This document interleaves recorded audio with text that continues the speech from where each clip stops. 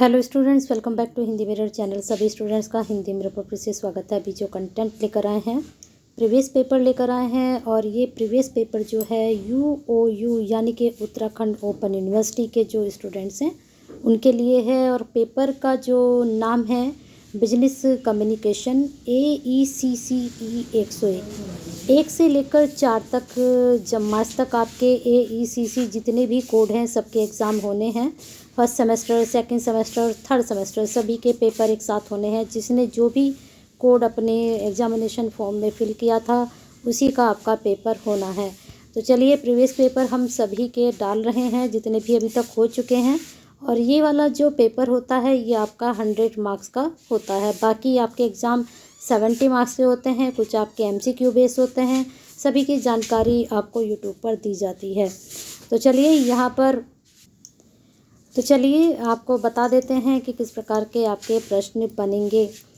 तो यहाँ पर जो लास्ट टाइम प्रश्न पूछा गया था आप देख सकते हैं, हिंदी इंग्लिश दोनों वर्जन में ये पेपर आएगा आपका। भाषा शब्द का तात्पर्य है, भाषा के कुछ प्रमुख खंडों पर प्रकाश डालिए।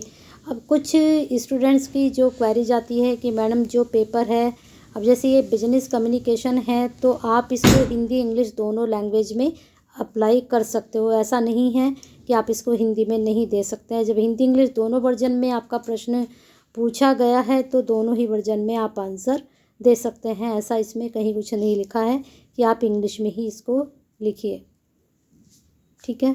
बस ये इन्होंने नोट्स जो दिया है, इन्होंने कहा है कि 100 अंकों का है, 2 खंडों में, प्रत्येक खंड में दिए गए निर्देशों के अनुसार ही प्रश्न को हल करना है।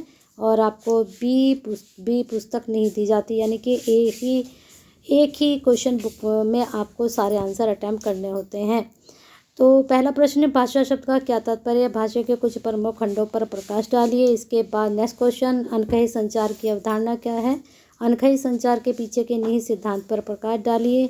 ये आपका जो प्रश्न है ये इस बार रिपीटेड है, आप इसको देख सकते हैं। उदाहरण देते हुए संचार के लेन देन तरीकों का विस्तार पूर्वक उल्लेख करें। 4th क्वेश्चन पूछा गया था, आपके अनुभव में मौन किस प्रकार के संचार की प्रक्रिया में कारगर है? सक्रिय क्षण में मौन के अनुशासित उपयोग के साथ आपके अनुभव की तुलना कैसे की जा सकती है? अंतर्व्यक्ति संचार का विस्तार पूर्वक वर्णन करें। यहाँ पर बता दें कि जितने भी संचार हैं सबको अच्छे से लर्न करके जाइएगा। किसी भी संचार से आपसे प्रश्न बन सकता है। कम्युनिकेशंस के जितनी भी डिटेल हैं वो सब आप, जितने भी काइंड्स हैं सब आप पढ़ कर जाइएगा। अब नेक्स्ट क्वेश्चन शॉर्ट में पूछा गया था, संक्षिप्त में समझाएं कि संकट संचार योजना कैसे विकसित की जा सकती है। फिर इसमें सेकंड क्वेश्चन था, संदर्भ आपके संचार को कैसे प्रभावित करता है? निम्नलिखित पर टिप्पणी लिखिए, लोगोस और एथोस से। फिर इसके बाद 4th क्वेश्चन था, अक्सर लोग अच्छे श्रोता नहीं होते हैं कि आप इस कथन से सहमत हैं? कृपया उदाहरण देकर और तर्क संगत उत्तर देकर अपनी राय का समर्थन करें। चयनात्मक धारणा का क्या अभिप्राय है? उदाहरण देकर समझाना है। संक्षिप्त में समझाइए कि किस प्रकार भाषा संचार में रोड़ा बन सकती है। तो जो भाषा होता है वह एक बैरियर होता है, तो ये किस तरह से बैरियर होता है कम्युनिकेशन का। 7th क्वेश्चन था, आपकी राय में क्या ऐसा संभव है कि आप एकांत में अच्छा और उत्पादक काम करें बजाय कि समूह में? कृपया उदाहरण देकर और तर्क संगत उत्तर देकर अपनी राय का समर्थन करें। लास्ट क्वेश्चन पूछा गया था, आप किसी बाहरी व्यक्ति जो कि गैर समुदाय का सदस्य हो के लिए किसी समूह की विपरीत स्थितियों से निकालकर सामान्य अवस्था में लाना संभव है? तर्क सहित उत्तर दें।